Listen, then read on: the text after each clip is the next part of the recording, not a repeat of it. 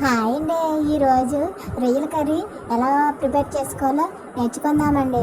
ముందుగా చూడండి, ఎండుమిరపకాయలు, ఓము, ధనియాలు వేపుకోవాలి. నెక్స్ట్ ఏంటి చూడండి, కొంచెం రొయ్యలు మనకి ఎలా కనిపిస్తున్నాయి చూడండి, ముత్యాలు కనిపిస్తున్నాయి. ఈ ముత్యాలని మనం పసుపు ఉప్పు వేసుకొని కొంచెం మనము దాన్ని కొంచెం ట్రిమ్మర్స్తో సర్వ్ చేసుకోవాలండి. చాలా టేస్ట్ బాగుంటుందండి. అలాగే ఉల్లిపాయలు కొంచెం బాగుంటుందండి. ఈ విధంగా ఫ్రై చేసుకున్న తర్వాత రొయ్యలు వేసేయాలండి. వేసాక చూడండి, మనం మళ్ళీ కలుపుకోవాలి. కలుపుకున్నాక ఏం చేయాలంటే కొంచెం గరం మసాలా ఉంటుంది, అది వేస్తే టేస్ట్ మాత్రం సూపర్గా ఉంటుందండి.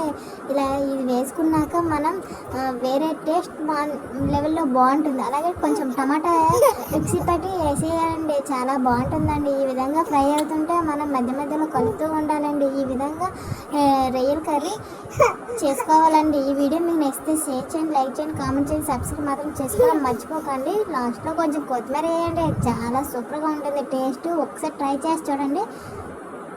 Thank you.